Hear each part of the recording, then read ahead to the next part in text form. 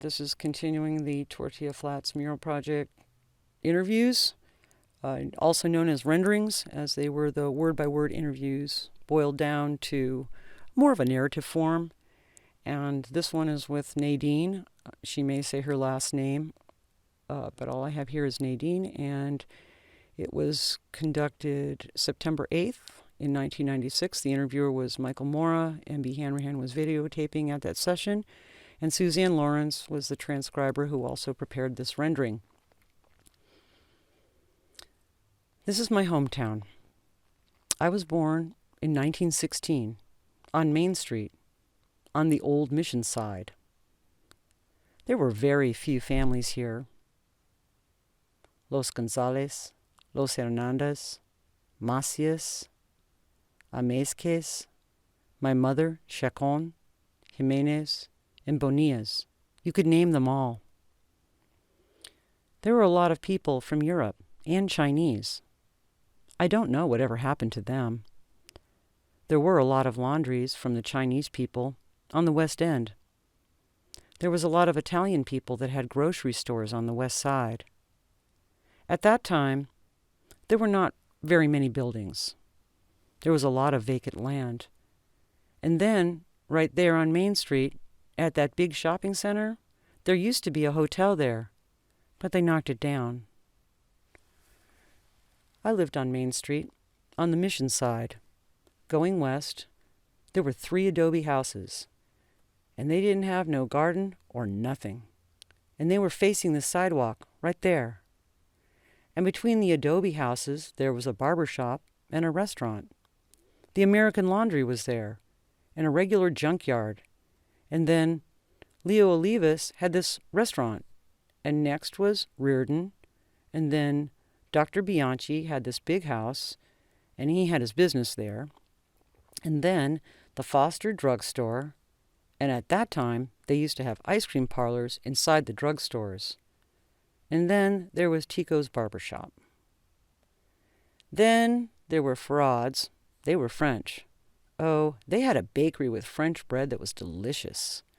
And when they used to bake, you could smell that bread for miles. One of the boys there, Frank, he used to deliver, and we were always waiting for it. In the evening, they used to bake these French rolls, and I used to go and get them, and my grandmother and we used to have hot chocolate and rolls, warm and smelly. Oh, they were good, with butter. We lived across from the Greyhound bus station, and next to that was a hardware store. There was a little house and a vacant lot that used to belong to the Hernandez. And then Mr. McCormick had a clothing store, and Mr. Esperanza had a hotel, and Martin Moreno, he had a grocery store and a meat market, Martin's. He was a Spaniard. East, toward the Ventura Theater, was Foster's drugstore on the corner, and we used to go there and have ice cream too. I'm talking from the 20s and 30s, that's when I'm talking. When they knocked down the houses where we used to live, they knocked the whole thing down and cleared up everything, and they made a big garage there.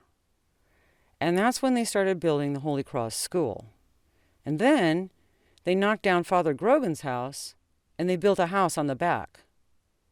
When we moved, we faced Junipero Street by Strong's Welding, and there used to be a little park there that had an arch from a whalebone or something, and right in front of us, on Santa Clara, was the courthouse and the hospital. There was a huge rubber tree there, and on the corner of Junipero and Santa Clara. The Piranha home was there too. I used to be afraid because they would tease us and tell us there were crazy people. Every time I used to go through there, I used to run. We celebrated May Day. I was a flower girl when I was little. They put a crown of flowers on our heads, and we marched on May Day, and then at the Plaza Park we had a big gazebo, and a big band came and played. It was beautiful. They don't do that anymore. When we were kids, we worked on the apricots.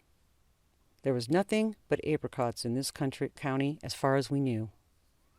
Later on, they started booming with oil, but until then, it was apricots and lima beans from way out on the avenue clear down to almost Main Street. The guys that owned the hardware store had a ranch up in Cañada Larga. Fraser and Chrisman, I think those were the names, up where they have their water reservoir now. And Mr. Canet used to have a ranch up there as well. They had a beautiful big pitting shed, and there were between 15 and 25 families that used to come from parts of Los Angeles and Santa Barbara. My grandpa was the contractor, and he used to hire them to pick all the apricots up off the ground, and then we used to pit them there. I was just a small kid. They had a beautiful barn on the back where we used to have barn dances. We had a lot of activities going on, music every weekend. The families were all camping. There was a creek, and the water used to run through there. People used to fish. The Chinos, Chinese especially, they did it for a business. They would go to the beach and take that ocean lettuce. That's what they used to use a lot. Some of the people got more than they could use, and I think they would sell it. My other grandpa used to work on the boats as a longshoreman, unloading lumber and oil, or loading the oil when the oil fields started coming in. He was also a butcher, and he used to kill pigs to sell meat. In those times, they didn't have these rules that they have now, these laws, and every week he used to kill a pig and sell, and the people would come and look forward to it. The customers all used to come down there. Sometimes he would sell out, and sometimes he would have leftovers. I used to help him. He'd butcher it up, we'd clean it, fry the lard, whiten it up, make sausage, head cheese. I used to do all of that with my grandparents. I was the oldest grandchild, and I was the one that used to do it a lot. I went to school at the Hill School back when it was still up there. They had a big bell at the school, and you could hear it all over town. Across the street, the Garcias used to live.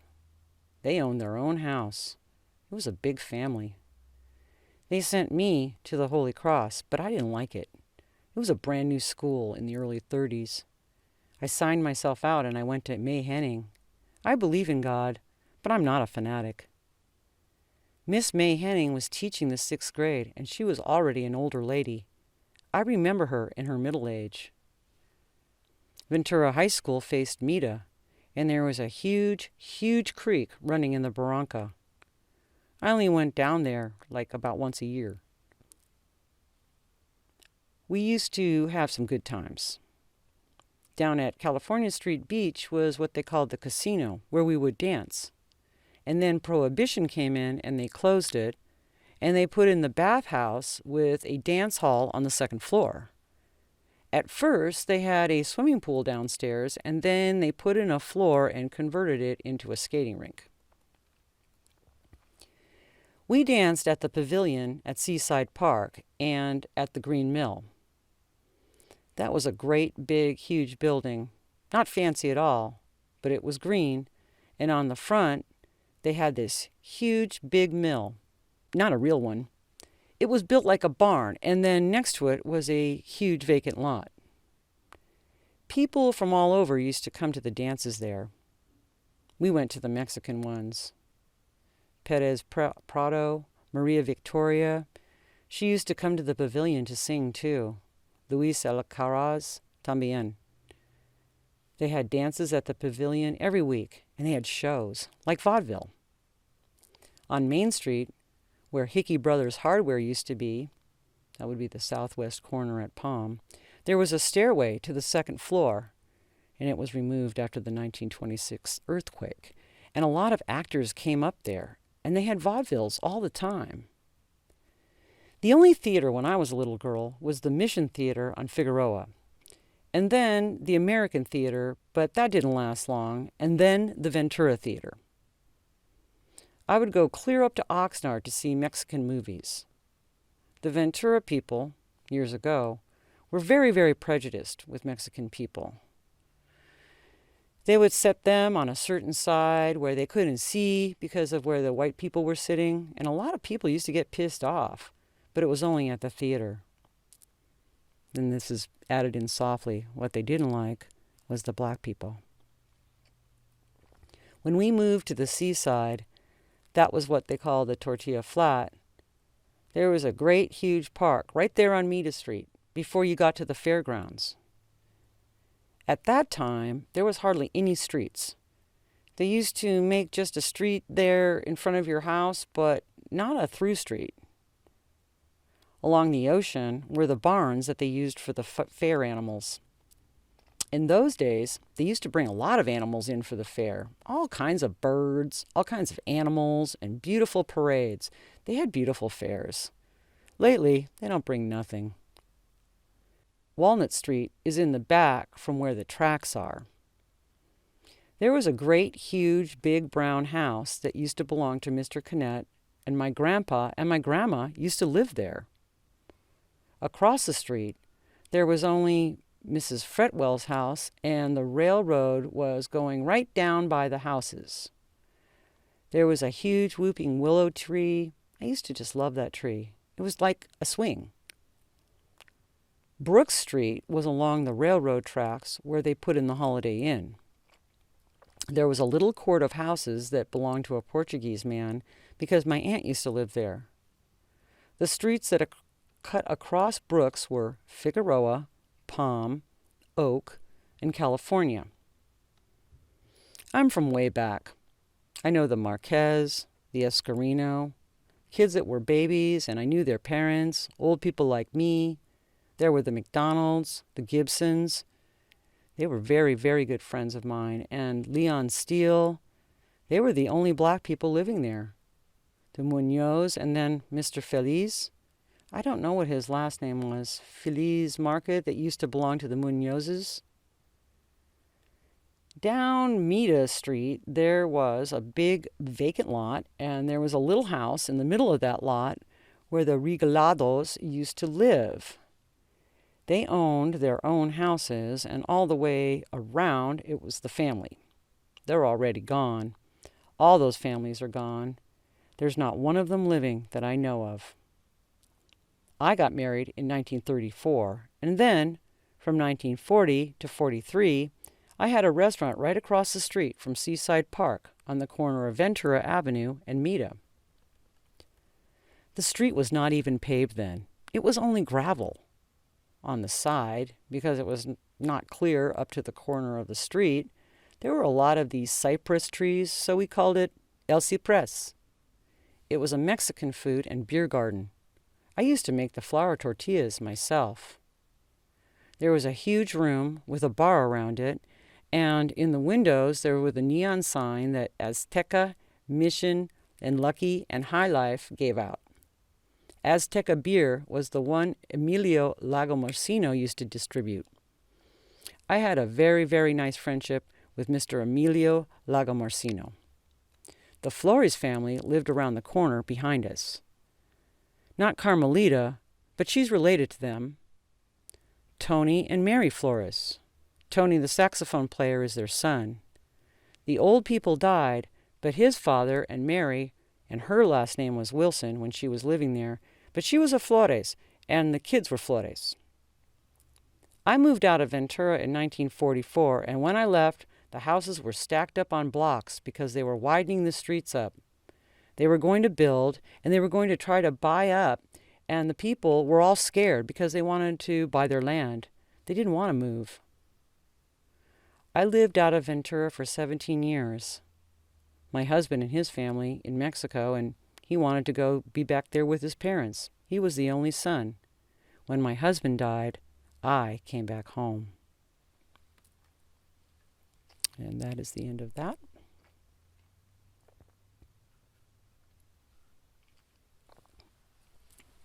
I'm going to get a sip of water here. I'm good. I'm just going to drink some water.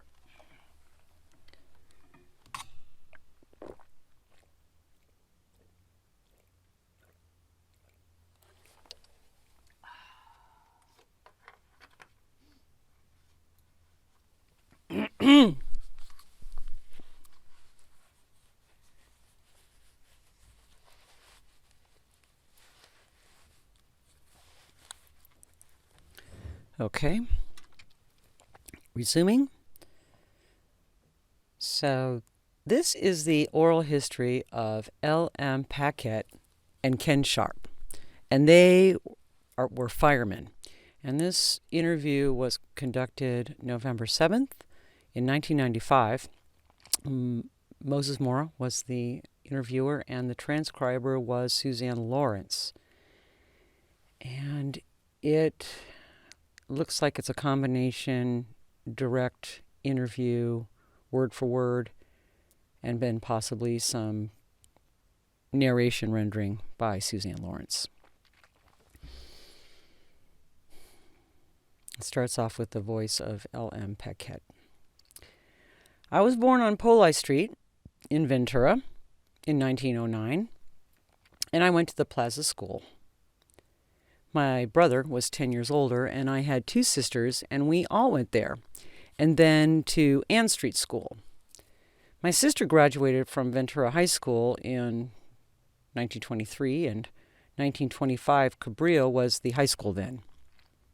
I didn't go to Mayhenning, but they were tearing it down when I built my house, and as a sentimental gesture, I used the numbers off the old clock as my house numbers. It took a 35-foot ladder from the firehouse for me to get those metal Roman numerals off. Our house was a half a block from the Bard Hospital. Dr. Homer was a prominent doctor, and he'd arrive real excited, park his car on First Street, where it's real steep, but he wouldn't be careful about getting his wheels to the curb, and it would start going downhill. One time, my sister and I kept putting rocks under the back wheels, but it would jump over the rocks. We kept it from rolling too fast, but when he came out of the hospital, his car was on Poli. We called it Big Sister's Hospital, and evenings we'd sneak in and try to hear someone moaning or crying. We found that exciting. Businessmen would come to town on the train, and they'd rent a horse and buggy at the livery stable to do their business. Then they'd get on the train and go home. That was one of our pleasures, the smell of the livery stable. It was distinctly different from anything else. It's a good smell, nostalgic. If I could smell it today, I'd remember the livery stable. My dad was a barber and knew everything that was going on in this town. I went to his shop once, probably 9 years old, and I told my dad, I saw a family on Main Street I've never seen before. And he'd say, oh yeah, they bought a ranch out by Montalvo. In those days, if you didn't know, you found out. Everybody knew everyone else. We kids knew the town. We knew where the apricots and the figs and the different berries were ripe. We knew what yards had all those things. We weren't malicious. We were just kind of helping ourselves. I have fig trees, and I got from one place that I know when I was probably 8 years old. I got cuttings from it, and I got a couple of figs from that start. We could ring the big bell at the mission and not get caught, because Father Grogan was quite an elderly man, and it took him quite a while to get down to the path to catch us. We would ring the big bell, and like I said, we wouldn't get caught. Kids were just as mean as they are today. We didn't have as many things to work with, but we worked with what we had. The Mexican kids whose families owned cows would bring them up to Calorama Canyon in the morning to feed. And then they would come get them in the afternoon after school and parade them down Poli on their way home. We white kids in the neighborhood would hide and throw rocks at the cows to make them run. We outnumbered them, and they couldn't bring enough kids with them to overpower us. Everybody fished in the rivers, but the Ventura River was the best. It was free-flowing, a beautiful river. Santa Clara had too many washouts, but the Ventura River was a year-round river. You could go get a limit right there at the end of Main Street. Men would go down there after work and fish in the evening. The county had a park area, and later on it became Hobo Jungle, but in those days it was a county park, and that's where the campers would come. Migrant workers who traveled the seasons for fruit had to camp somewhere, so the county made it a camp at Seaside Park, and about 1919, they hired my dad to be the manager. It was 2 bits a night, and he had a tent, and that was his office, and I used to go down there and stay with him all night. I liked to fish by the boats along the pier, too. Cooks threw the trash out there, and as a kid, 9 or 10 years old, the ships looked awfully big to me, but they were only about 100 feet long. There were powered ships that brought down lumber and sailing ships as well. There was a dry area down on California Street at the beach where they played baseball. There were a couple of teams there. Bank of America was one. Tommy Mitchell was a bat boy on that team, but when the tide came in, that diamond would be covered with water. It would then splash up against the concrete steps below the bathhouse. The bathhouse had a swimming pool on the lower floor, and then the pool was covered over, and they made it a dance floor.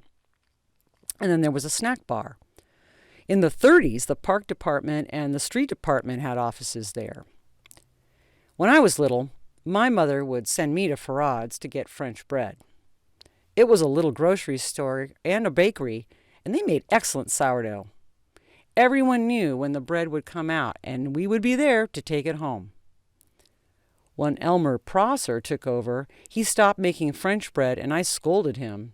He said it takes more than a 12-hour cycle to make good French bread, and in a modern bakery, you have to make everything in 12-hour cycles. You couldn't have a big pile of dough waiting to cure. The markets we traded at were on Main Street. The first was Fazio Newby's above California Street. The Newby brothers and Ben Fazio were volunteer firemen, so we volunteers had a barbecue or something. We'd get the stuff from them. The next one down was Blackstock's, and then Pirano's was the last one, way down. Pirano's delivered groceries, but the other two didn't in my time. Dad used to take us down to the Chinese section of town to get laundry and visit, and on their New Year's they would give me lychee nuts and my sister little grass bracelets. Our movies were the Isis down below Palm and La Petite the next block up. My brother played the piano there. Above California Street in the middle of the block was the American. This was before the Mission Theater.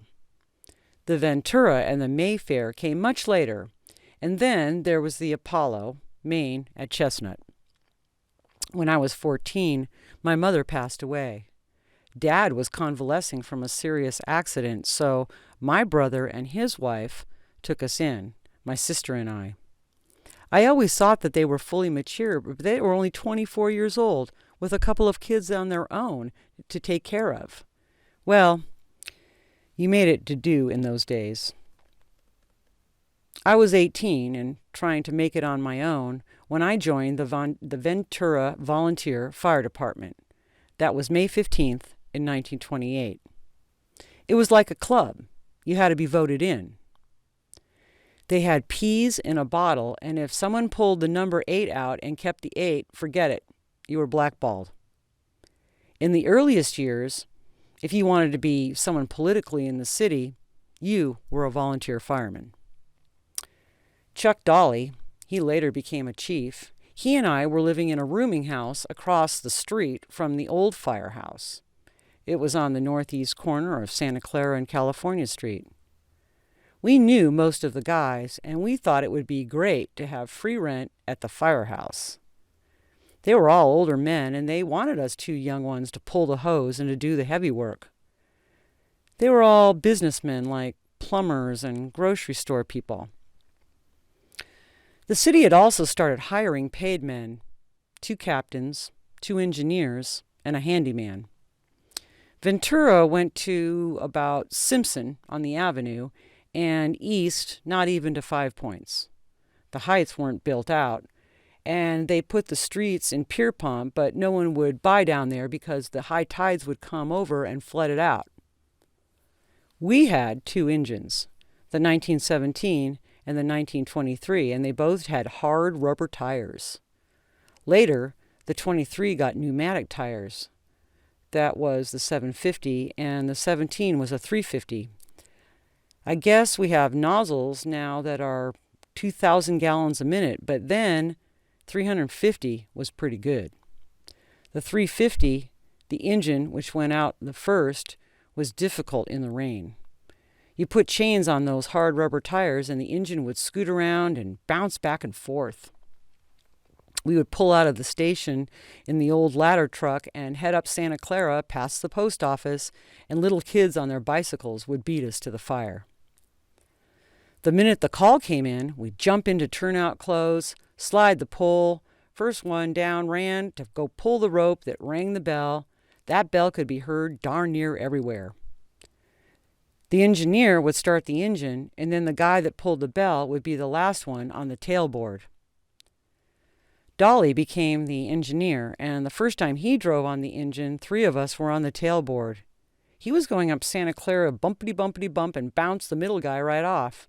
He rolled around in the street, and someone following picked him up. He wasn't hurt.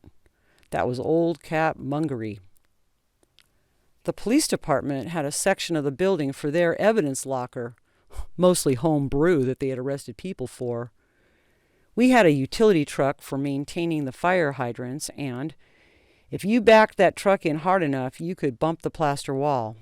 Finally, we had a hole big enough that you could just reach in and pull out a gunny sack full of whiskey. Once, after a fire about 3 a.m, rainy and cold, and we were all wet, we were going to have coffee. The chief was a teetotaler, but he said, "If we had some whiskey in this fire station, I would agree that you could have a little in that coffee." 4 or 5 of us went right to our lockers. But those were volunteer days, and we got away with a lot that we wouldn't do now. In '39, there were still only 5 paid men, but the city decided to enlarge the department, so they hired 2 of us. We got serious during the war. I talked to classes so often I had to work straight days to take care of it all. The civilian defense class were all fire watchers, a couple hundred of them. In those days, we were talking about bombs in Ventura, so it wasn't all patriotism and loyalty. Businessmen were there to protect their own property. You had to have certain equipment to put out incendiary bomb fires, so they were anxious to join, and I had no trouble getting them to be cooperative. I had demonstrations by the high school and showed them in the middle of the street how to put out the fire or to control the burn. During the war, Station 2 was down on Thompson in the old Helms Bakery building. They baked in Los Angeles, but they used to deliver here in the '30s. They had these little trucks, and they'd blow the whistle, and the wives would go out and get a loaf of bread, and the kids would get a cookie. That station was a one-man operation. Fritz and O'Hearn took turns, 24 hours on, 24 hours off. I had Friday nights. We lived on Coronado, so Gwenny and the 2 girls would come up, and we'd have dinner together. They'd bring the food, and I'd cook. We didn't have too many calls.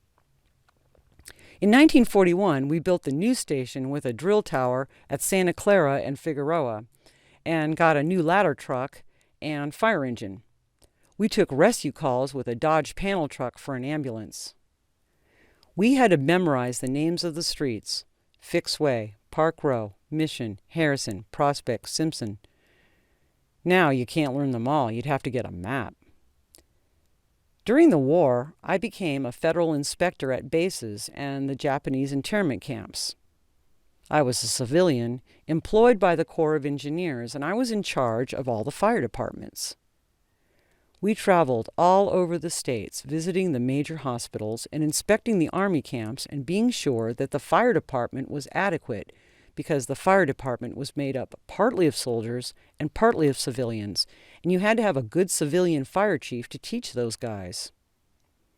I laid out courses and gave exams, fire drills. I drove a staff car, and with the credentials that I had, I could get in anywhere. The damn soldiers would salute, and that was kind of embarrassing. I taught classes in the East, getting the whole fire crews ready to go overseas, and finally, when the war was over, I came back to Ventura, picked up with the department again, and became a battalion chief. I retired in 1964. Okay, so now it becomes more of an interview form, and I'm using KS as Ken, and LMP as Mr. Paquette. Ken. When I first came into the department, the biggest pump we had was a 1200, and now they buy nothing less than a 200 GPM LMP. In the early years, we had a lot of 4-inch lines, which were too small. If John Chase were alive today and he could tell us exactly where they were. He was a captain and he couldn't get his monthly report in on time, but I'd go out to scold him, and at 10 at night he'd be in his office studying the water system or some damn thing. You couldn't scold him for that, but oh God, he was exasperating. KS. Remember the ladder truck that they bought in 41 that had a 750? And then they bought a fire engine at that time, which was 1,000 gallons per minute, Class B pump, and we had to re-rate it as a Class A pump at 750, so the buildings got bigger and the stuff to burn got more concentrated. They had to go through larger water mains and bigger pumps, 3-inch hose, to carry more volumes of water. Now they're using a 5-inch. I was working on the avenue in a welding supply house, and the guys used to come out there to get their fire extinguishers recharged and to fill their medical bottles with oxygen. I got talking to them and learned about their schedules and such, and saw the sign up at Figueroa and Santa Clara that they were going to hire, and I went down and took the exams. This guy was one of the guys who sat on my oral board. It was 2 stations, and we had 6 volunteers at that time. Some days at headquarters, we'd have 7 men on duty and 4 men on duty at Station 2, but eventually the volunteers phased themselves out. When you left the department, Manny, there were probably, 550? We had 3 stations then. 2 would have been at 41 South Seaward, and headquarters was at Figueroa and Santa Clara, and 3 is where it is right now, at Victoria and Telegraph. The L.N. Dietrich fire was next to the old mission, and we knew we were going to lose Dietrichs because of the flammables that were in there, but we had to save the mission. You couldn't replace that. I had been an inspector in there the week before, and I wrote them up. They had about 20 55-gallon drums of flammable liquids that they were supposed to get rid of, and the fire occurred just before they had a chance to do that. That was before 1960. I was the last one in that building. Ray Martin and I went in with a hose, a charge line, and we got driven out of that building, and no one went into it again. LMP. We had another fire in there one time when the back portion burned. The driver of the Shell gasoline truck had to drive out dragging the hose, and that's what started the fire. KS. They drove inside the building to deliver, and the driver forgot to put his hose up and drove out there with the hose still in the tank, and of course it spilled gasoline. That was in 41. KS. We had a good fire at Cabrillo, remember? New Year's Eve. LMP. New Year's Eve, and I had a cold. God, I hated to go out there, but we had to. Got a call from the neighbor. That was Mercer, the mechanic. And he says, "I see smoke coming from the back of the high school." We had to call Station 2, and it was a good-sized fire. But the front door, the other company was coming in the back door, and the door was so red hot you couldn't touch it. Brazil, the maintenance man there, he got it open somehow, and we went in. But oh man, was it ever hot. I think it was Kimbrough and I. We were in the hallway, and the acoustical ceiling got hot and was just giving off gases and would ignite, and the fire would just roll along.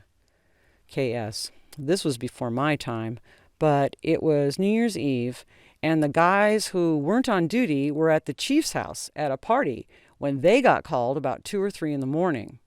It was the pressed board ceiling that spread the fire throughout the building.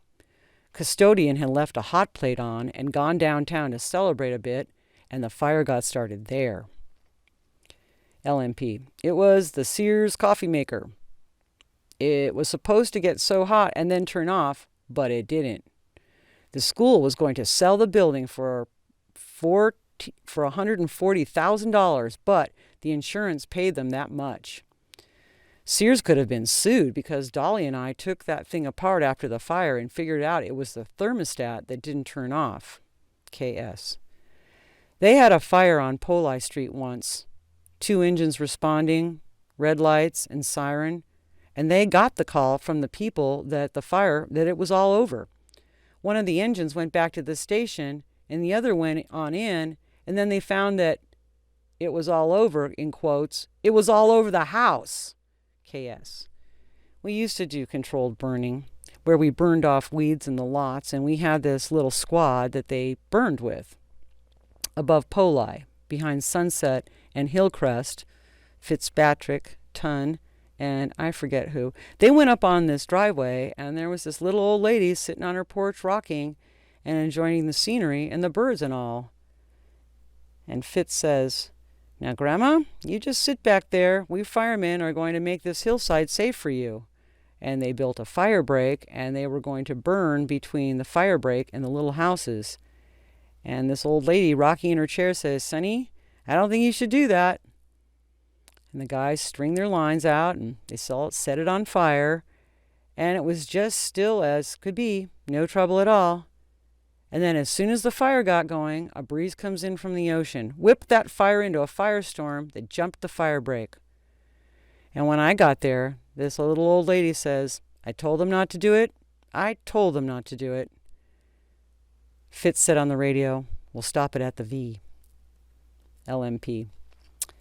Once we were burning McElray Heights. I was down by a phone pole. Well, it caught on fire, and help was a block away. The creosote on the pole just keeps on a going, and I was squirting, and the damn fire was burning and burning. No use calling. When I got the fire out, I stood up there on the turnaround, and I thought, boy, this is a good place for a home. It took me 4 years to build the house. I finished in 1962, and there were several houses up there.